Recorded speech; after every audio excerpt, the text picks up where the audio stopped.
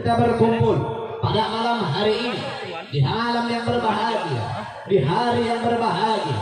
Allah ikatkan, Allah bersatukan daripada hambanya Allah yang laki-laki dengan yang perempuan. Allah bersatukan di dalam tali ikatan yang suci, tali ikatan yang berkah, yang menjadikan daripada ikatan tersebut di dunia wal akhirah mengguncang daripada arasy Allah Subhanahu wa ta'ala. Kita berkumpul pada malam hari ini di dalam rangka walimatul urus, dalam rangka syukuran atas sebuah pernikahan. Teringat sudah dikatakan an-nikah sunnatul anbiya wa syi'arul awliya wa jannatul anqiya. Pernikahan adalah sunnahnya para nabi, para awliya, adalah syiarnya para awliya, syiarnya para salihin. Nabi SAW mengatakan, saudara, an-nikah min sunnati faman raqiba min sunnati falaysa minni. Pernikahan adalah sebagaimana daripada sunnahku. Barang siapa yang meninggalkannya, maka dia bukan digolongkan daripada golonganku, kata Nabi SAW. Wa syiarul awliya, sebagai syiarnya para awliya, syiarnya para ulama. Saudara, Allah itu maha adil. Allah tahu, Allah menciptakan manusia. Allah tahu manusia itu punya keinginan daripada biologis. Maka untuk menyalurkan daripada keinginan biologis tersebut, Allah menciptakan sebuah ibadah, yang ibadah tersebut paling lama. Salat ibadah paling lama waktunya 20 menit beserta zikirnya. Allah ciptakan yang namanya puasa di bulan Ramadan, itu paling lama 30 hari lamanya. Allah menciptakan ibadah haji ataupun umrah, itu tidak menyamai daripada waktu ibadah daripada pernikahan. Pernikahan adalah sebuah ibadah yang paling lama jangkanya, saudara. Dan daripada syiar tersebut, Allah menjadikan syiarnya para aulia, syiarnya para ulama, syiarnya para salihin. Orang Islam itu diajarkan kalau misalkan hendak menikah, maka hendak memiliki sebuah hasrat kepada istrinya, maka dianjurkan untuk menikah bagi yang telah mampu. Berbeda, saudara, dengan agama-agama di luar Islam. Berbeda kalau dalam Islam, ulama, kiai, salihin memiliki hasrat birahi demi banyak keinginan biologis tersebut, maka diperintahkan daripada yang namanya menikah. Berbeda dengan agama di luar Islam. Berbeda, ada agama ini, ada yang namanya rahib, ada yang namanya pendeta. Rahib ataupun pendeta, pemuka agama di luar daripada agama Islam, seumur hidupnya ketika menjadi seorang itu dilarang untuk yang namanya menikah, saudara. Seorang pendeta dilarang memiliki keluarga, tidak nikah, tidak boleh punya anak. Itu seorang rahib, itu seorang pendeta. Kalau dalam Islam, pemuka agamanya punya keinginan biologis, maka diperintahkan untuk menikah. Tapi saudara, ada sebuah kejadian. Katanya mereka seorang rahib, mereka seorang pendeta dilarang menikah karena mereka adalah orang-orang yang suci. Suci tidak menikah, suci tidak memiliki keluarga. Tapi di belakang daripada mimbar-mimbarnya, saudara, para pendeta, para rahib, banyak kejadian di luar sana yang mencabuli daripada umatnya sendiri. Anak-anak di bawah umur daripada anak-anak umatnya itu diperkosa, dihabisi, dicabuli. Ini saya bukan mengada-ada, saudara. Kita bisa lihat daripada kejadian tragis tersebut di dalam sebuah buku yang bernama Da Vinci Code. Ini Da Vinci Code yang ngarang bukan umat Islam, yang ngarang orang Kristiani sendiri, menceritakan, memberitahukan bahwasannya bejatnya seorang pendeta, bejatnya seorang rahib yang dilarang menikah tapi mencabuli daripada anak perempuannya, saudara. Na'udzubillahi min. Maka kalau dalam Islam itu dibuat daripada sebuah ibadah, dibikin daripada sebuah ibadah, ciptakan oleh Allah sebuah ibadah yang menjadikan rahmat untuk umat Islam tersebut, menjadikan maghfirah untuk umat Islam tersebut, dan menjadikan sebuah benteng, saudara. Wajuddatul adhiya, sebagaimana benteng untuk orang-orang yang beriman kepada Allah Subhanahu wa taala. Benteng dari apa? Benteng daripada sebuah kemungkaran yang dibenci oleh Allah Subhanahu wa taala. Benteng dari apa? Benteng daripada sebuah kemaksiatan yang dilaknat oleh Allah Subhanahu wa taala. Saudara yang dirahmati oleh Allah Subhanahu wa taala. Di zaman ini ada yang namanya pernikahan. Allah memerintahkan umatnya, Allah memerintahkan hambanya, bagi yang telah mampu untuk menikah maka menikah. Ada yang namanya pernikahan, dan ada juga Allah ciptakan pernikahan agar umatnya baginda Nabi terbentengi daripada sebuah perzinahan. Sebagaimana Allah katakan di dalam Al-Quran, la taqrabu zina innahu kana fahishatan wa sa'a sabila, atau kama. Dalam ayat tersebut Allah perintahkan kita selaku hambanya, kita selaku umatnya Nabi untuk menjauhi, jangan pun menjauhi, mendekati perkaranya saja tidak boleh, apalagi melakukan daripada perzinahan. Ingat, pernikahan dengan perzinahan itu beda tipis. Pernikahan dengan perzinahan itu hampir sama. Pernikahan dengan perzinahan itu beda tipis. Yang membedakan, kalau dalam pernikahan ada rukunnya, kalau dalam perzinahan tidak ada rukunnya. Sudah. Kalau pernikahan ada 5 rukun, ada mempelai lakinya, ada mempelai perempuannya, adanya wali, adanya saksi, begitu pula terucapnya sighatun nikah ataupun kalimat ijab kabul. Sudah. Sedangkan kalau yang namanya perzinahan tidak mencakup daripada 5 perkara tersebut, tidak mencakup daripada perkara-perkara rukun, saudara. Dan ini juga yang membedakan manusia dengan yang namanya binatang, saudara. Yang membedakan manusia dengan binatang adalah pernikahan, saudara. Manusia punya keinginan biologis, punya hasrat, punya nafsu menikah. Sedangkan kalau binatang itu tidak perlu yang namanya rukun. Apa pernah nih orang Bantar Gadung sini pernah melihat kambing sama kambing kalau kawin ada saksinya? Kambing sama kambing kawin ada walinya. Kambing sama kambing kawin ada ijab kabulnya. Anjing sama anjing kawin ada saksinya. Anjing sama anjing kawin ada walinya. Anjing sama anjing kawin ada ijab kabulnya. Ini kalau manusia kawin sama manusia, laki-laki kawin sama perempuan tanpa adanya ijab kabul, apa bedanya dengan anjing, sudah? Sedangkan yang perzinahan di zaman sekarang sudah menjadi yang moderasi, sudah. Perzinahan di zaman sekarang itu sudah menjadi hal yang biasa, sudah menjadi hal yang sudah menjadi hal yang lumrah. Orang sudah tidak malu untuk melaksanakan ataupun terbuat daripada sebuah perzinahan. Ingat, yang namanya perzinahan bukan hanya kalau bahasa kasar Sunda kumpul kebo, bukan, sudah. Zaman sekarang maaf nih kita ngerasa zaman dulu nih orang tua kita. Ini kalau ada orang yang hamil di luar nikah, hamil duluan, ini jadi aib satu kampung, sudah. Malu ke satu kampung kalau ada warganya yang hamil di luar nikah.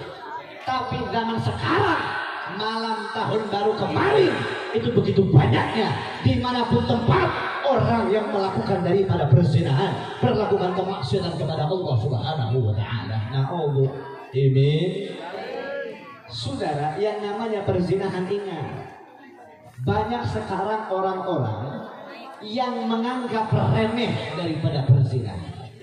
Mereka mengatakan pacaran itu beda dengan zina. Kalau zina itu ya zina, dia kumpul kebo. Pacaran itu adalah sebuah langkah untuk manusia menuju pernikahan. Jadi saya mau tanya nih sama ini pacaran boleh apa kagak? Pacaran boleh apa kagak? Bu, gua mau nanya sama anak lu kalau pacaran boleh apa kagak? Anak lo kalau pacaran izinin apa kagak? Jadi pacaran kagak? Boleh apa enggak? Nih saya kasih tahu. Tapi kalau yang merekam jangan dipotong-potong nih. Saya katakan ada orang bertanya sama saya, Bib, pacaran itu boleh apa tidak sih sebetulnya? Nah, saya katakan pacaran boleh. Wah langsung, Habib Reza itu memperbolehkan pacaran. Dengarkan dulu, ada syaratnya. Pacaran boleh, tapi ada beberapa syarat. Syarat yang pertama, lu kalau pacaran ngapain sih kerjaannya? Teleponan, WA. Nah ini nggak boleh nih, nggak boleh chatan, nggak boleh teleponan, nggak boleh lu ngajak jalan, boleh juga tuh yang namanya ketemu. Udah, pacarannya jarak jauh. Terus ada lagi yang nanya, Beb kalau nganjang boleh apa kagak? Apa kalau nganjang bahasa sini? Ngapel, boleh apa kagak Beb ngapel? Kan silaturahmi Beb, panjangin umur. Wow, ini yang namanya maksiat dicampur adukan dengan sebuah perkara silaturahmi ibadah. Oke, saya izinkan Anda silaturahmi. Silahkan Anda ngapel, tapi jangan ketemu sama perempuannya. Bro lu sama bapaknya, lo. Ketemu lu sama bapaknya tuh sampai pagi lo. Ngobrol lu sama bapak ngobrol pagi. Ini zaman sekarang sudah. Orang tua di zaman sekarang pikirannya udah pada keblinger. Anaknya punya ini anak, orang tua punya anak perempuan. Ini anaknya diapelin sama laki-laki. Datang tuh laki-laki ke rumah. Ini bapaknya ngomong, emaknya ngomong. Neng, ajak si AA ke dalam, nggak enak dilihat tetangga. Malu sama tetangga. Udah masuk ajak ke dalam, Neng, matiin aja lampunya. Ntar kelihatan sama tetangga kagak enak. Ini orang tua bukannya ngelarang anaknya bermaksiat, mendukung anaknya buat bermaksiat, saudara. Na'udzubillahi min. Ingat, Allah katakan apa? Dalam Al-Quran, wala taqrabu, mendekatinya saja tidak boleh, apalagi daripada melakukan perzinahan. Ini sama sekarang, maaf, orang ngomong apa? Pacaran itu taaruf. Ini saya pacarannya versi syariah. Pacaran berkedok syariah. Lo kalau mau ta'aruf bukan aja yang diajarkan dalam ta'aruf, lo datang dengan yang mahram ke rumah calon idaman lo. Lo datang, lo punya adik perempuan atau kakak perempuan, datang sama kakak perempuan lo. Yang ngobrol bukan lo, kakak perempuan lo ngobrol yang mana perempuan, ngobrol yang mana keluarga, gimana tujuannya baik. Itu yang namanya ta'aruf. Bukan pacaran berkedok islami, tapi diajak jalan kemana-mana sampai diculik berhari-hari kagak pulang, pas pulang udah positif hamil, saudara. Na'udzubillahi min. Jadi saya mau tanya, pacaran boleh apa kagak? Pacaran boleh kan? Pacaran adalah sebuah perkara yang mendekati diri Anda kepada perzinahan. Mudah-mudahan nih pemuda-pemudi di sini menikah, gua doain loh cepet menikah, dipertemukan dengan jodoh yang soleh dan soleha. Amin ya Rabbal. Itu bingung, gue doain lu pada menikah, yang hamil masih bocil kayak begini. Lu udah bernikah loh. Lu mantar sekolah dulu, udah gede baru nikah lu, amin aja lo. Sampai sini jelas, sampai sini paham. Dan saudara, ini saya jelaskan tujuan daripada sebuah rumah tangga, tujuan daripada sebuah pernikahan. Yang pertama, orang banyak mengatakan mungkin ketika saya sudah menikah saya akan menemukan kebahagiaan saya. Ingat, tujuan menikah bukan untuk bahagia, tujuan menikah bukan untuk senang. Kalau Anda ingin bahagia, kalau Anda ingin senang, tidak harus menikah. Datang ke pantai, ke pelabuhan Ratu sore-sore, minum es kelapa, ditemani rokok surya, itu sudah membuat Anda bahagia. Nggak harus Anda menikah. Tujuan menikah bukan untuk bahagia. Siapa yang bilang nikah bahagia? Nikah itu bahagianya malam pertama doang. Besoknya udah mulai itu perang dingin sama kamajikan. Nikah tuh manisnya saya kasih tahu. Pernikahan itu sayur asam, campur-campur aduk ramai rasanya. Bulan pertama masih manis di pasangan, bulan kedua masih manis di pasangan, bulan ketiga beras habis, suami kagak kerja, diusir dari rumah. Hati-hati perempuan, masya Allah zaman sekarang. Ini pernikahan itu manisnya di awal, di lahirnya itu pahit. Jadi saya katakan tujuan daripada yang namanya pernikahan yang utama adalah untuk sama-sama menjadikan pasangan kita teman beribadah Subhanahu wa ta'ala. Yang tadinya sebelum menikah sholat sendirian, sudah menikah punya makmum, pahalanya lebih besar. Sebelum menikah puasa sendirian, setelah menikah punya makmum, pahalanya berlipat. Dan tujuan daripada yang namanya pernikahan, saudara, adalah menjadikan, mendidik kita seorang laki-laki. Ingat saya katakan, kullukum ra'in wa kullukum mas'ulun an ra'yatihi. Kalian laki-laki adalah seorang pemimpin. Ingat, laki-laki seorang pemimpin, bukan yang dipimpin. Laki-laki seorang pemimpin, bukan dipimpin. Jangan sampai lu jadi SSTI. Ikatan suami takut. Hati-hati, ini istri jangan kurang ajar juga sama suami. Suami udah banting tulang, capek, gak kesono kesini, balik ke rumah dicarekan, balik ke rumah dimarahin. Akhir suami utama istri. Nah ingat, saya katakan, suami yang takut sama istrinya, dayur, tidak akan mencium wangi surganya Allah Subhanahu wa ta'ala. Na'udzubillah. Dan ingat, pemimpin bukan berarti harus menindas, harus mensiksa, harus menyakiti, harus main tangan dengan istri. Hati-hati. Yang dimaksudkan pemimpin adalah bagaimana didik seorang istri Anda. Ingat tuh, perempuan harus tahu tanggung jawab seorang laki-laki di pundaknya itu berat.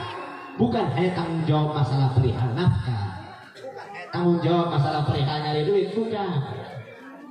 Kami seorang laki-laki, andai kata ada seorang suami, sholat 5 waktunya nggak pernah lepas, sholat 5 waktunya nggak pernah lepas, sodakohnya sering, zakatnya dilakukan, puasanya dikerjakan, haji umroh, udah berkali-kali. Ini suami masya Allah, saudara, mau masuk ke dalam surga, istrinya tak pandai tutup aurat, istrinya tak pandai menjaga mulut, istrinya masuk ke dalam neraka, ditarik ini suami masuk ke dalam neraka. Padahal ibadahnya banyak, padahal amal baiknya banyak, karena seorang istrinya tak pandai dia jaga aurat, tak pandai dia jaga mulut, selalu memiliki sifat ghibah, fitnah kepada yang lain, masuk ke dalam neraka. Diajak suami masuk ke dalam neraka. Tapi kalau istrinya solehah, istrinya baik, istrinya rajin sholat, suaminya tukang mabuk, ibu masuk surga, suami tetap masuk neraka. Ibu nggak ada kaitan dibawa ke dalam neraka, nggak ada. Itu beratnya seorang suami, beratnya seorang laki-laki. Begitu pula daripada tujuan pernikahan yang kedua adalah memiliki keturunan. Sebagaimana Allah berfirman dalam Al-Quran, Wallahu yaj'al lakum min anfusikum azwaja wa ja'ala lakum min azwajikum banina wa hafada. Tujuan yang kedua daripada pernikahan adalah memiliki anak keturunan yang soleh dan solehah. Ingat, katakan apa? Aku akan membanggakan umatku yang mereka paling banyak keturunannya semua. Nah, dalam perkara ini ingat, jangan sampai Anda terpikir punya 2 anak sudah cukup. Ada lagi yang ngomong begini, kan lebih baik punya anak 1 tapi jadi orang baik, jadi orang soleh, daripada punya anak 5 nyusahin semuanya. Kalau saya katakan, lebih baik punya anak 5 jadi orang soleh, orang baik semuanya, daripada punya anak 1 nyusahin. Adalah investasi akhirat, saudara. Anak itu adalah investasi akhirat untuk Anda sekalian. Anda kalau misalkan sudah meninggal, setiap manusia yang sudah meninggal, inqata amaluhu, terputus seluruh amal perbuatannya, illa min salasin, kecuali beberapa perkara, 3 perkara. Yang pertama, al-waladun salih yad'ulah, anak saleh yang mendoakan kalian selaku daripada orang tuanya. Kita sudah meninggal, anak kita soleh, ngirimin yasin, ngirimin tahlil, Anak kita sudah meninggal. Anak kita setiap malamnya membacakan Al-Quran, membacakan tahlil untuk kita semuanya. Ini daripada investasi akhirat, saudara. Anda punya anak saleh, amal jariah. Dan daripada pernikahan tersebut juga ini yang menjadikan efek, saudara. Ini yang menjadikan efek. Apa efeknya? Malam hari ini kita berkumpul bersama di dalam rangka sebuah pernikahan yang alhamdulillah betul-betul kita wajib syukur kepada Allah. Pernikahan ini dikaitkan dengan Nabi besar Muhammad Sallallahu Alaihi Wasallam. Dikaitkan sama Nabi, diikatkan sama. Jarang-jarang sudah. Maaf, mungkin Anda kalau keluar sana, Anda keluar kota, orang kalau menikah itu hampir rata-rata nikahnya di gedung. Nikah di gedung, undangnya artis, undangnya organ tunggal. Tidak ada keberkahan dalam acara tersebut. Bukan malah mendirikan keberkahan, tapi mengundang daripada azab dan laknatnya Allah Subhanahu wa Ta'ala. Pernikahan diadakan, ada yang orgenan, ada biduannya, ada yang dangdutan, undang orang luar, terjadi maksiat. Maksiat yang terjadi pada malam tersebut itu mengalir dan menjadikan efek untuk si pengantin, saudara. Allah kasih juga azab itu untuk si pengantin. Bukannya Allah kasih keberkahan, tapi Allah azab itu pengantin, saudara, karena menjadikan wasilah terjadinya maksiat pada malam tersebut. Tapi alhamdulillah pada malam hari ini kita kumpul sama-sama, baca maulid, berkumpul bersama orang saleh, baca salawat, ada qiraatul Quran, dikaitkan kepada Nabi. Ini yang menjadikan pernikahan malam hari ini, acara malam hari ini, acara paling mulia di atas acara-acara yang lain, saudara. Pernikahan yang paling agung, pernikahan yang paling mulia di luar daripada pernikahan lain. Saya katakan kepada kalian di dalam kitab Hawashi Syarwani ala Tuhfatul Muqtadaj. Ini dalam kitab Hawashi Syarwani karangan daripada Al-Imam Ahmad Asyarwani. Diambil dari kitab Tuhfatul Muqtadaj karangan daripada Imam Ibnu Hajar Asbahani. Kitab Tuhfatul Muqtadaj adalah sebuah syarah daripada kitab Minhaj Talibin karangan daripada Al-Imam Nawawi. Nah, di dalam kitab Hawashi Syarwani itu memberikan pembelajaran untuk kita. Yang mana dalam kitab tersebut menerangkan inna afdhalal layali, sesungguhnya paling afdalnya malam, paling baiknya malam itu adalah malam Senin. Yang kedua ada malam Lailatul Qadar. Yang ketiga ada malam Isra wal Mi'raj, dan yang terakhir ada malam Jumat. Ada satu malam Lailatul Qadar, kita tahu malam itu sebuah malam yang menjadikan julukan khairu min alfi syahrin, lebih baik daripada 1000 bulan. Tapi kemuliaan malam tersebut itu hilang, terkalahkan dengan sebuah malam, yakni malam Senin. Kenapa malam Senin bisa lebih mulia? Kenapa malam Senin bisa lebih agung?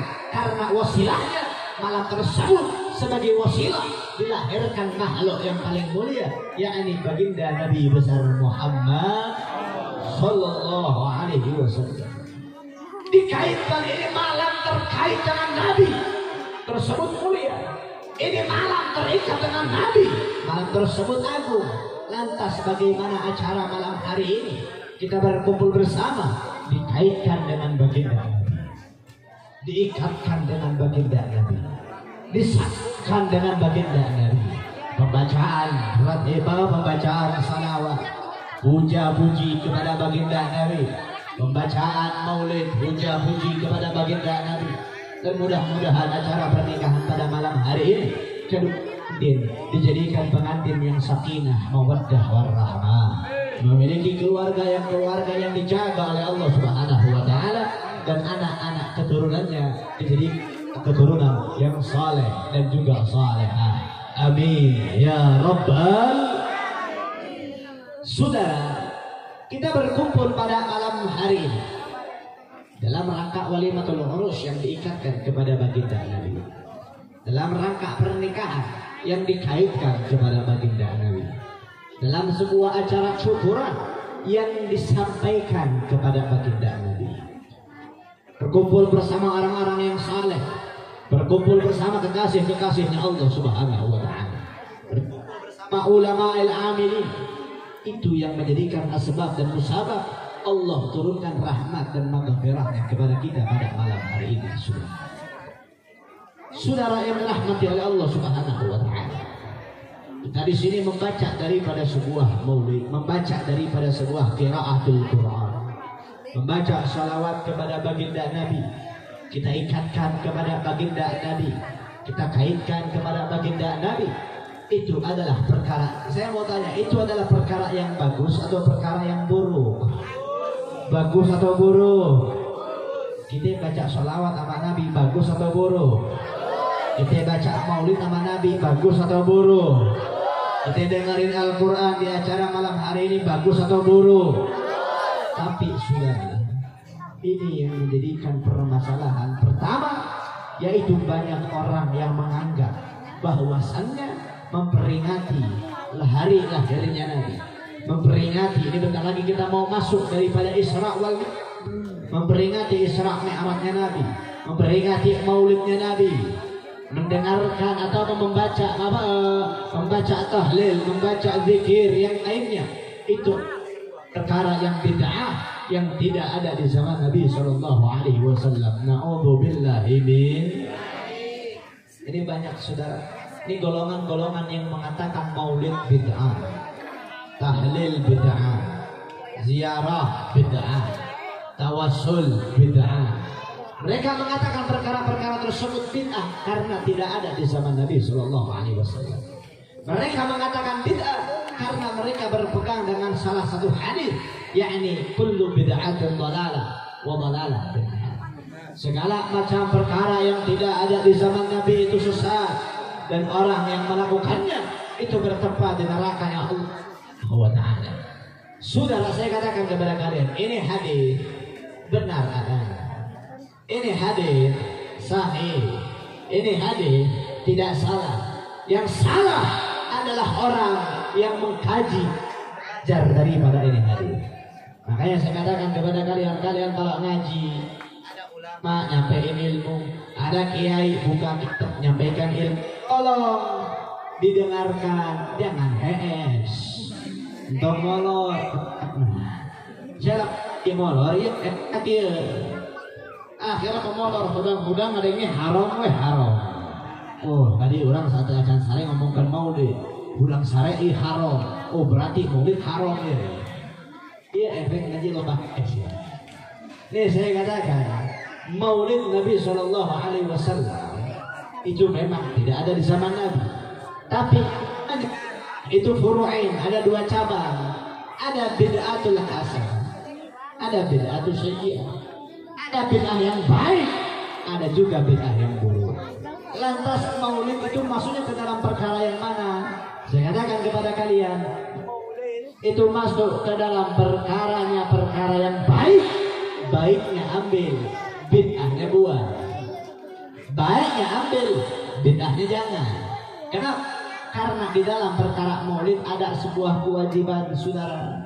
Saya katakan kepada kalian, apabila ada sebuah kewajiban dan untuk sampai kepada kewajiban tersebut membutuhkan perantara ataupun wasilah, maka perantara wasilahnya juga bisa menjadi wajib karena untuk sampai kepada perkara wajib. Contoh gimana ini saya jelaskan ya sama ibu-ibu, saya mau tanya dulu, Bu, lu nutup aurat itu wajib apa sunnah? Kurang kompak nih yang jawab wajibnya dikit nih. Gue curiga nih malu pada nih. Nutup aurat wajib apa sunnah? Wajibnya jangan pas pengajian doang ya. Kalau lagi nyapu rumah wajib pakai aurat, tutup auratnya ya. Lagi nyapu halaman tutup auratnya juga wajib. Lagi belanja di tukang sayur tutup juga auratnya wajib. Jangan wajibnya pas pengajian doang. Di luar pengajian bodoh amat tuh kerudung kemana-mana. Bikin melangkah doang, bib agak jauh. Ibu benar 5 langkah doang, 5 langkah menuju nerakanya Allah Subhanahu wa ta'ala. Ingat perempuan, hati-hati. 2 helai rambut kalian, 2 helai bukan 2 helai rambut kalian yang terlihat kilat mahram itu menjadikan salah kalian nanti di surganya Allah itu masuk ke dalam nerakanya Allah dan menarik dua orang laki-laki dari keluarga kalian itu ditarik ke dalam nerakanya Allah Subhanahu wa taala. Na'udzubillah min nutup aurat gue mau nanya lagi nih. Gue yakin ibu-ibu semangat menjawabnya. Lu minta baju baru, bu, ibu-ibu minta baju baru sama suaminya, minta beliin baju, wajib apa sunnah? Wajib apa sunnah? Itu kalau ngomong wajib nih, laki lu balik dari sini kanker loh. Habis duitnya lu habisin, beli baju aja terus. Ini saya kasih tahu, beli pakaian hukumnya adalah mubah. Kalau Anda gunakan dengan niat, maka akan menjadikan pahala. Anda tidak menggunakan niat, tidak akan mendapatkan apa-apa. Tapi tidak ada larangan dalam perkara tersebut. Tapi daripada hukum tersebut bisa berubah menjadi wajib apabila Anda gunakan pakaian tersebut untuk menutupi aurat, yang hukum menutup aurat adalah wajib. Jadi belikan wajib karena untuk menutupi aurat, yang hukum menutup aurat adalah wajib. Lantas hubungan dengan maulid apa Bibi? Saya jelaskan saudara dalam perkara ini ataupun pembacaan tahlil. Saya mau tanya, hukum bersalawat kepada Nabi wajib atau sunnah? Wajib atau sunnah? Wajib saudara. Dalilnya mana? Allah berfirman dalam Al-Quran, wa qala Allah Ta'ala, inna Allah wa malaikatahu yusalluna 'alan nabi ya ayyuhalladzina amanu sallu 'alaihi wa sallimu taslima. Allah dan para malaikatnya bersalawat kepada baginda Nabi. Ya ayyuhalladzina amanu, wahai orang-orang yang beriman, sallu 'alaihi, bersalawatlah kalian kepadanya, wa taslim, dan memberikan salam kesejahteraan kalian kepadanya. Bahkan saking wajibnya bersalawat, setiap kita melaksanakan salat 5 waktu, kita tasyahud awal ataupun tasyahud akhir, terselip kalimat Allahumma salli ala sayyidina Muhammad wa ala ali sayyidina Muhammad kama sallaita ala Ibrahim wa ala ali sayyidina Ibrahim. Diteruskan dengan pembacaan salawat kepada Nabi besar Muhammad sallallahu alaihi wasallam. Satu kewajiban yang kita dapatkan saudara. Yang kedua, menuntut ilmu agamanya Allah itu wajib atau sunnah? Dalilnya adalah talabul ilma faridatun ala kulli muslimin wal muslimah. Menuntut ilmu agamanya Allah itu fardu wajib bagi setiap muslim laki ataupun muslim perempuan. Kedua kewajiban tersebut saudara kita dapatkan pada acara malam hari ini ataupun acara haul ataupun acara tahlil 7 harinya, 3 harinya, itu ada yang namanya pembacaan maulid. Ada juga ulama, ustadz, kiai yang menyampaikan ilmu pada acara tersebut. Acara walimatul urus, apakah ada di zaman dulu ketika orang menikah ada syukur-syukuran sampai seperti itu? Beda saudara. Lantas apakah acara malam hari ini dikatakan beda? Tidak, karena ada perkaranya kita membaca salawat kepada Nabi dan juga kita sama-sama menuntut ilmu agamanya Allah Subhanahu wa taala. Karena ada 2 kewajiban tersebut, maka perkara yang ada 2 kewajiban itu menjadi wajib karena adanya sebuah perkara wajib. Kira-kira sampai sini jelas? Sampai sini paham? Ya lamun siapa panggil. Ini orang-orang yang ngomong maulid bid'ah, yang bicara tahlil bid'ah, itu nama golongan yang golongan wahaboy saudara. Ya, nama saya kasih nama itu golongan-golongan wahaboy. Ini orang-orang wahabi.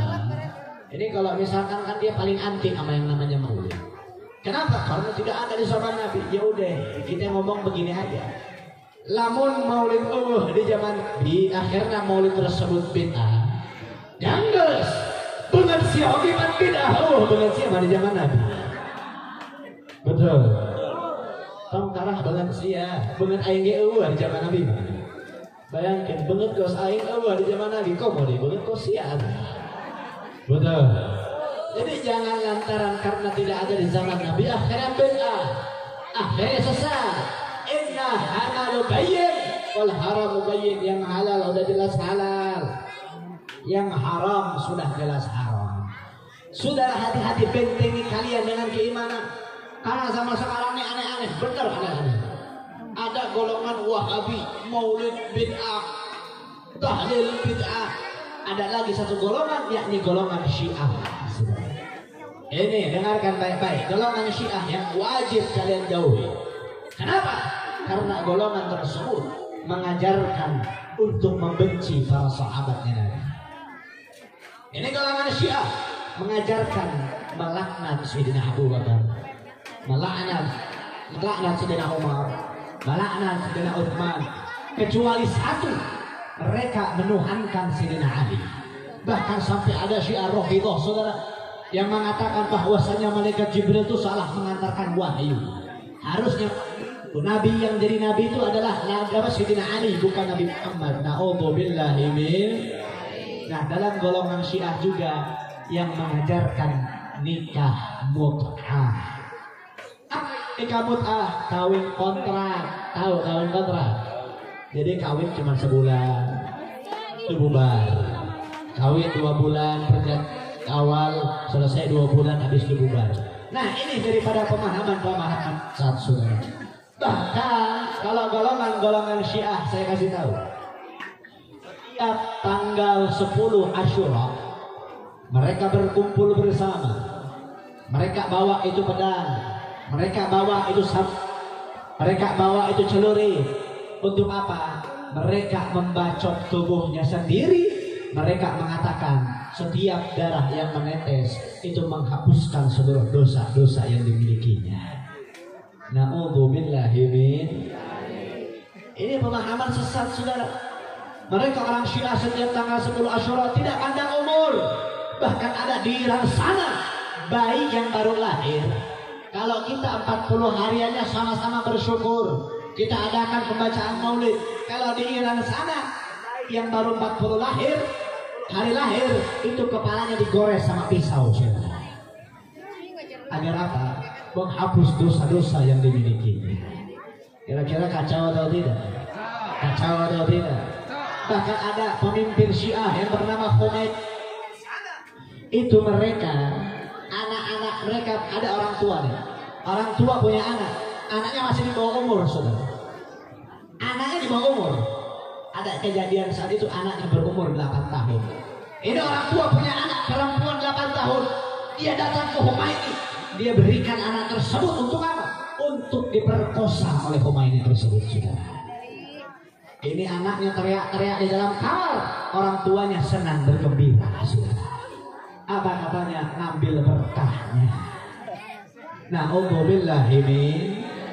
Bahkan saudara apa? Ingat, orang yang mencampur adukkan syariat Allah, yang menjual agamanya Allah, wa ma karu wa ma karallah fa innallahu khairul makirin. Apa yang terjadi ketika dia sudah meninggal? Saya katakan kepada kalian, ini Khomeini meninggalnya di kamar mandi, saudara. Kalian tahu meninggalnya lagi apa? Meninggalnya lagi masturbasi ataupun lagi onani. Tahu onani? Tahu masturbasi? Bayangkan ini orang meninggal lagi masturbasi, saudara. Bahkan ketika dia sudah meninggal, itu orang-orang berebut kain kafannya sampai dia dikuburkan dalam keadaan telanjang, saudara. Allah hinakan dia di dunia. Na'udzubillahi min. Ada lagi nih pemahaman yang aneh. Saya baru dengar, sumpah, baru dengar.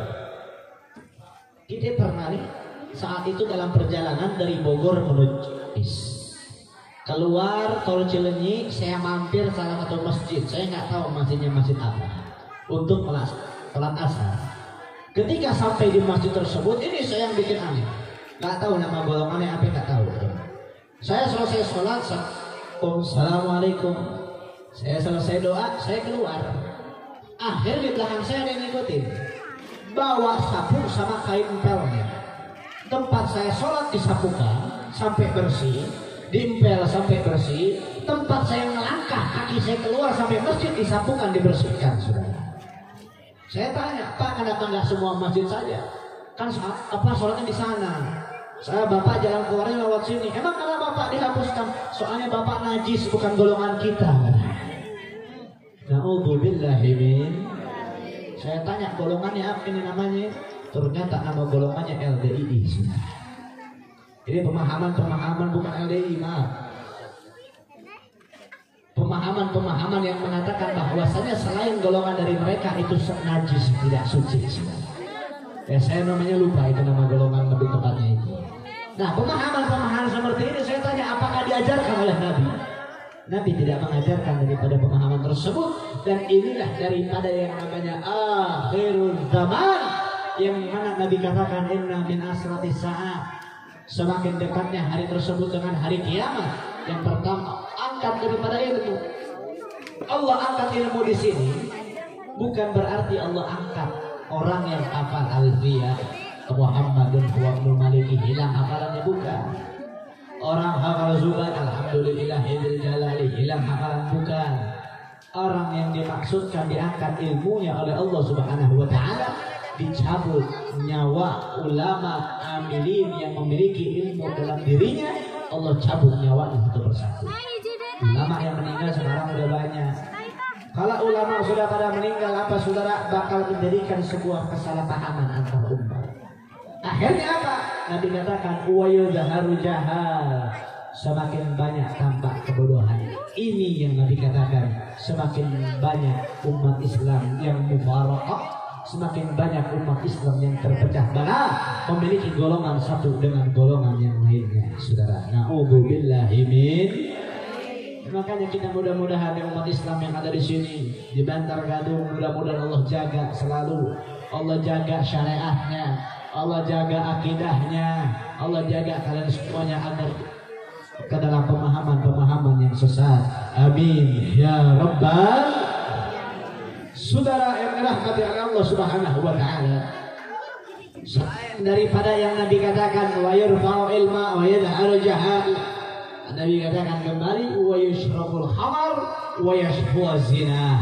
Semakin banyak kemungkaran, semakin banyak kemaksiatan, semakin banyak kesesatan, semakin banyak kedalahan di mana juga daripada tanda-tanda akhir zaman. Tanda semakin hari dengan hari akhir. Maka saya katakan, ingat umat Islam, yang namanya berdakwah bukan tugas kiai doang. Yang namanya berdakwah bukan tugas ustaz doang. Nah, Allah katakan dalam Al-Quran, wa qala Allah kuntum khairul ukhrijat linnas ta'muruna bil ma'ruf wa tanhauna 'anil munkar wa tu'minuna billah. Adalah sebaik-baiknya umat yang kalian keluar kepada manusia, ta'muruna bil ma'ruf, mengajak ke dalam kebaikan, wa tanhauna 'anil munkar, mencegah daripada kemungkaran, wa tu'minuna billah, dan sama-sama beriman kepada Allah Subhanahu wa taala. Jadi yang namanya amal ma'ruf bukan tugas kiai, bukan tugas kiai doang, bukan tugas ustaz doang, bukan tugas habib doang, tapi Islam juga wajib yang namanya mengajak yang lain masuk ke dalam kebenaran. Saya belum benar, Beb, saya masih banyak maksiat. Seberapa banyak Anda bermaksiat, tapi yang namanya mengajak ke dalam kebenaran adalah sebuah kewajiban. Tidak peduli seberapa banyak Anda bermaksiat, itu urusan Anda dengan Allah. Tapi untuk yang namanya mencegah kemaksiatan adalah sebuah kewajiban. Dimulai daripada diri sendiri Anda terlebih dahulu. Anda kemaksiatan yang Anda lakukan, setelah itu Anda cegah kemaksiatan daripada yang wilayah Anda lakukan. Tapi ingat saudara, kalau yang namanya amal ma'ruf itu gampang, saya kasih tahu. Anda amal ma'ruf gampang. Ketika Anda amal ma'ruf, yang Anda hadapkan, yang Anda dapatkan adalah sebuah pujian. Adalah sebuah pujian. Oh, Masya Allah ya, masih muda, udah rajin sholat, ngingatin orang buat sholat. Oh, ya masih muda, rajin ibadah, ngajak orang lain buat ibadah. Oh, masih muda, amal ma'rufnya Masya Allah ya. Yang kalian dapatkan adalah pujian. Tapi ketika Anda mencoba untuk nahi munkar, yang Anda dapatkan adalah cacian dan hinaan. Kenapa? Maaf. Contoh nahi munkar, mencegah kemaksiatan. Ada satu kelompok orang yang setiap malam selalu mabuk-mabuk. Kita cegah itu kemaksiatan. Ingat, mencegah kemaksiatan adalah sebuah kewajiban. Idza ra'a minkum munkaran falyughayyiru bi yadihi. Kalian lihat kemungkaran maka wajib untuk kalian cegah kemungkaran tersebut dengan tangan kalian. Fa in lam yastati, kalau enggak mampu dengan tangan, fa bilisani, dengan lisan kalian. Fa in lam yastati, tidak mampu dengan lisan, fa biqalbi, dengan niat kalian. Wa kadzalika al-aful. Mencegah kemungkaran dengan niat adalah selemah-lemah iman kepada Allah Subhanahu wa taala. Na'udzubillahi min. Ada yang mabuk-mabukan, ada yang judi, kita cegah nih kemaksiatan, kita cegah nih yang namanya mabuk-mabukan, ini yang namanya perjudian. Yang kita dapatkan, kita pasti dibenci oleh orang yang melakukan kemaksiatan tersebut. Mereka selalu berkata, udah urus hidup sendiri, nggak usah ngurusin gue. Toh gua mabuk pakai duit gua, toh gua judi pakai duit gua. Tapi yang namanya kemaksiatan itu mengundang bala dan azab dari Allah Subhanahu wa taala. Anda bermaksiat, Anda zina dengan duit Anda judi dengan duit Anda maksiat dengan duit Anda. Allah turunkan bukan kepada Anda saja, tapi Allah turunkan bala juga kepada orang yang tidak bermaksiat, saudara. Makanya al-bala ya'um, bala Allah turunkan itu umum, bukan hanya kepada yang maksiat, bukan hanya kepada yang berzina. Bahkan ada saat di mana di zaman Nabi Lut alaihissalam, saat zaman tersebut itu banyak orang yang berlaku kemungkaran dengan berperilaku sodom, laki-laki dengan laki-lakinya, perempuan dengan perempuannya, ataupun zaman sekarang bahasanya adalah gay dan lesbian. Sudah. Ini Allah bahas tersebut. Allah kasih bala penduduk tersebut sebelum Allah perintahkan. Ketika Allah perintahkan malaikat itu mengadab itu penduduk, saudara. Malaikat itu berhati sejenak melihat seorang umatnya Nabi Lut yang sedang beribadah kepada Allah, sedang berzikir kepada Allah. Akhirnya apa? Ini malaikat datang kembali kepada Allah. Wahai Allah, apakah engkau yakin ingin mengadab ini penduduk, sedangkan di tengah-tengah penduduk tersebut ada seorang hamba Allah yang sedang berzikir, yang sedang menyebutkan namamu? Apakah pantas aku mengadab daripada penduduk tersebut? Apa kata Allah? Azab dia juga. Turunkan azab kepada mereka semuanya. Karena Allah, karena itu orang, karena itu makhluk, karena itu hamba Allah. Diam ketika di sekelilingnya berlaku kemungkaran, dia diam, bahkan dia tidak peduli dengan kemaksiatan yang terjadi di sekelilingnya. Na'udzubillahi min. Maka yang namanya kemungkaran itu wajib dicegah, kemaksiatan itu wajib dicegah. Begitu pula wajib mendirikan daripada yang namanya amal ma'ruf, begitu pula daripada yang namanya nahi munkar. Sudah. Kita lihat sekarang, zaman sekarang, subhanallah. Na'udzubillah wa na'udzubillah min dzalik. Akhirus zaman. Ketika seorang ulama, ketika seorang amilin, ketika seorang yang saleh mencoba bahkan menerapkan di dalam hidupnya untuk berdakwah amal ma'ruf dan juga daripada nahi munkar, apa yang dialami oleh beliau, saudara? Sekarang kita lihat yang terjadi di zaman sekarang. Wajib kita buka mata, wajib kita buka telinga, kita melihat seorang ulama, bahkan bukan hanya seorang ulama, di dalam tubuhnya itu mengalir daripada darah dagingnya Nabi SAW. Berdakwah amal ma'ruf nahi munkar di penjara sekarang. Di penjaranya karena kenapa? Alasannya protokol kesehatan. Ini selalu saya tidak bosan untuk membahasnya. Dan sekarang kita punya seorang guru.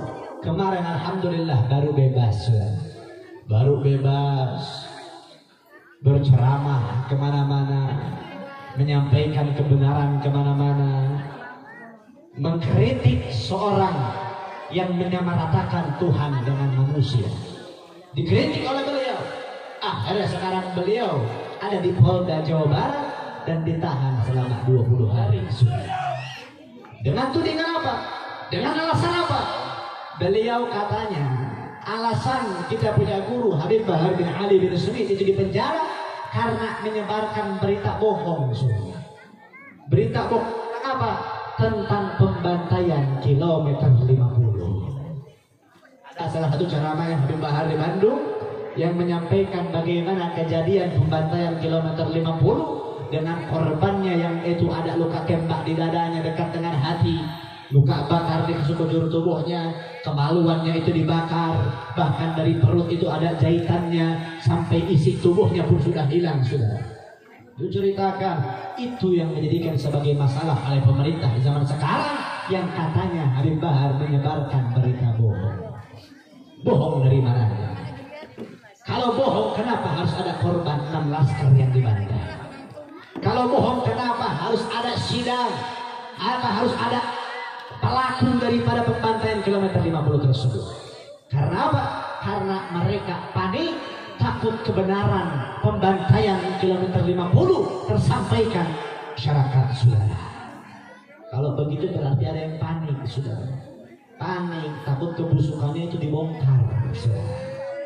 Takut kalau kemungkaran itu dibongkar saudara. Di penjara, ditahan sekarang. Sedangkan saya tahu, saya mau tanya sama kalian yang berakal. Kalian Indonesia itu negara demokrasi, betul. Negara yang bebas menyampaikan aspirasi, yang bebas menyuarakan suara. Tapi kenapa ketika kita menyampaikan suara kita dibungkam? Kenapa kita menyampaikan suara kita diadili? Kenapa ketika kita menyampaikan sebuah aspirasi kita disiksa dan disakiti? Maka Indonesia sudah hilang daripada yang namanya negara demokrasi. Begitu pula sudah hilang Pancasila dalam Indonesia sudah. Pancasila ada yang namanya keadilan sosial bagi seluruh rakyat Indonesia. Mana yang namanya keadilan? Sedangkan ketika orang tua yang maling gas untuk keluarganya makan, tidak punya duit, penjara sampai bertahun-tahun. Lantas mereka koruptor yang maling uang rakyat, maling uang negara, di penjara cuma 2 tahun. Udah 2 tahun minta maaf lagi saudara. Minta maaf lagi. Ada seorang mualaf yang menghinakan. Apa katanya? Suruh diberikan pemahaman. Ini orang nggak paham, jadi suruh berikan pembelajaran, nggak dipenjara. Sedangkan kita yang menyuarakan kebenaran dalam agama itu di penjara, harus disiksa, harus disakiti. Bahkan mereka mengatakan, kenapa salah satu alasan para guru-guru kita, para ulama kita di penjara? Katanya mereka para habaib selalu mengajarkan kebencian. Saya katakan kepada kalian, kami betul, kami ajarkan kebencian. Kami mengajarkan kepada kalian kebencian. Kebencian terhadap apa? Bukan terhadap siapa. Ingat, Ahlus Sunnah wal Jamaah itu dilarang untuk menentang pemimpin yang sah. Tapi yang kami ajarkan adalah untuk membenci dan menentang apa yang dilakukan oleh pemerintah yang sah. Ketika mereka berlaku mungkar, maka kami mengajarkan untuk kalian benci kepada kemungkaran. Kami mengajarkan kalian untuk membenci kemaksiatan, bukan membenci kepada siapa, tapi saya mengajarkan untuk membenci terhadap apa, saudara. Dan ingat, orang-orang yang membenci daripada seorang habaib, ini Habib Rizik dicaci maki, Habib Bahar dicaci maki, difitnah, dicaci maki. Ingat Nabi SAW katakan di dalam kitab Ihya al-Mayyit karangan daripada Syekh Jalaluddin As-Suyuti. Dalam kitab tersebut mengatakan, man abghada ahlal baiti khasyara Allah yahudiyan. Barang siapa yang membenci daripada keluarganya Nabi, itu maka akan dibangkitkan di padang mahsyar nanti bersama golongan-golongan Yahudi. Bahkan sampai dikatakan saudara, man mata hum itarati khalika min tinati fawailu lil muqaddibin ala bifadlihim man ahabbahum ahabba Allah wa man abghadahum abghada Allah.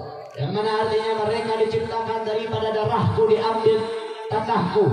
Fawailu lil muqaddibin ala bifadlihim, celakalah bagi mereka yang mendustakan kemuliaan.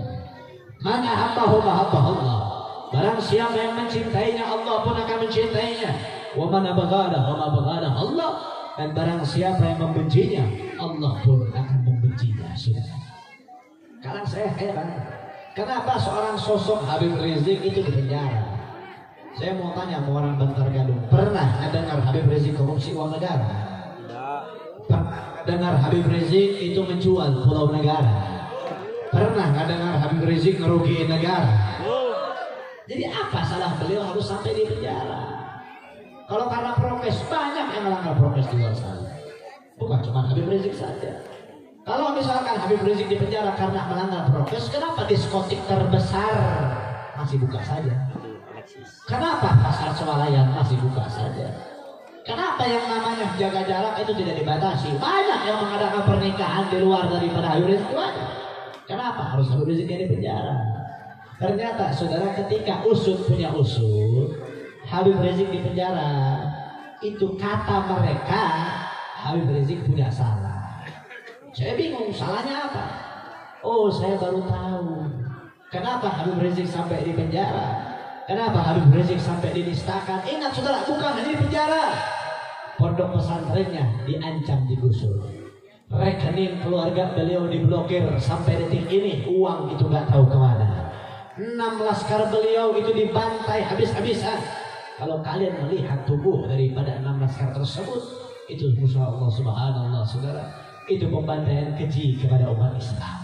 Dibantai di kilometer 50. Sampai segitunya orang ingin memberhentikan dakwahnya imam besar kita. Kalau ditusuk punya usus saudara, kenapa imam besar sampai seperti itu? Saya kasih tahu kepada kalian. Beliau Habib Rizik sampai di penjara, sampai dihinakan, sampai dinistakan. Beliau itu kenapa? Beliau itu terlalu berani untuk menyuarakan kebenaran, untuk menjunjung tinggi syariat, untuk menjunjung tinggi agama bangsa dan negara. Sekalipun dirinya menjadikan ancaman, beliau tetap rela memperjuangkan demi rakyat. Itu keberanian beliau. Dan memang itu menjadikan ajaran dari datuk-datuk kami, para ulama, para habaib, itu diajarkan untuk menjunjung tinggi syariat, menjunjung tinggi amal ma'ruf nahi munkar. Apa?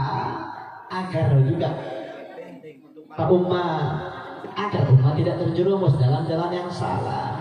Sedangkan zaman sekarang yang benar disalahkan, saudara, yang salah dibenarkan. Orang yang menyuarakan kebenaran dibungkam 1000 bahasa, tapi orang yang menyuarakan itu dibela dengan 1000 kata, saudara. Na'udzubillahi min. Terus ada juga yang bertanya sama saya, Beb, kalau kita nggak boleh ngebenci habaib, terus gimana tuh sama yang namanya Habib Kribo itu? Kan sekarang viral nih, ini Habib Kribo nih ngehina imam besar kita, ngehina ulama kita. Nih saya kasih tahu, saya izinkan sama kalian untuk membenci ini orang. Tapi ingat, benci sifatnya, jangan sampai membenci zatnya, saudara. Dan adapun untuk urusan selebihnya, biar kami para habaib yang berurusan dengan habaib lain. Kira-kira sampai sini jelas? Sampai sini paham? Kita doakan mudah-mudahan imam besar kita selalu dijaga Allah Subhanahu wa ta'ala. Kita doakan mudah-mudahan kita juga punya guru Habib Hanif bin Abdurrahman Al-Attas, Ki Haji Munarman, dan juga sekarang kita punya guru Habib Bahar bin Hanif bin Smith. Mudah-mudahan selalu dijaga dan dilindungi oleh Allah Subhanahu wa ta'ala. Amin ya rabbal. Saudara, ini saya mau mengingatkan kepada kalian. Di zaman dulu ada juga yang membantai ulama. Pondok pesantren dibakar, santriawannya dibunuh, santriawati diperkosa, habis itu dibunuh. Itu ulah siapa? Ulah PKI.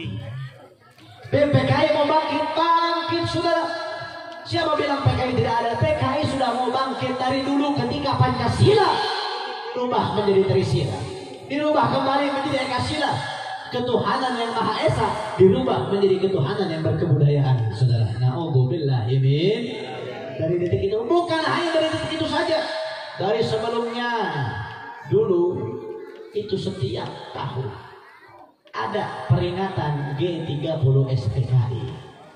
Itu setiap warga, kadang kalau saya dulu ngalamin tuh waktu kecil nonton layar tancap, nonton tuh G30 SPKI di TVRI, saudara. Ditayangin bareng-bareng. Biar kita ngelihat bagaimana kekejaman dan kebiadaban PKI kepada umat Islam, kepada negara. Tapi ada pada saat tersebut kelompok yang menekan TVRI untuk memberhentikan G30 SPKI. Akhirnya sampai sekarang film tersebut sudah jarang kita temui, saudara. Bahkan itu ada kurikulum SD di PPKN-nya yang menerangkan bagaimana kebiadaban komunis kepada bangsa Indonesia, dan kurikulum tersebut dihapuskan karena ada sekelompok orang yang menekan saudara pada saat itu. Berarti apa? Berarti itu keinginan mereka agar anak muda-mudi kita tidak kenal yang namanya PKI, saudara. Bahkan sekarang banyak orang yang memakai logo PKI, memakai palu arit, mereka tidak tahu apa itu logo tersebut. Mereka menganggap ya itu hal logo yang biasa. Ternyata itu adalah logo komunis yang mereka anggap sudah biasa saja, saudara. Na'udzubillahi min. Dan dengar kabar punya kabar, secara validnya hampir banyaknya komplotan dan markas PKI itu berada di Sukabumi, saudara. Itu fakta adanya. Maka saya minta kepada umat yang ada di Sukabumi untuk sama-sama menjaga persatuan.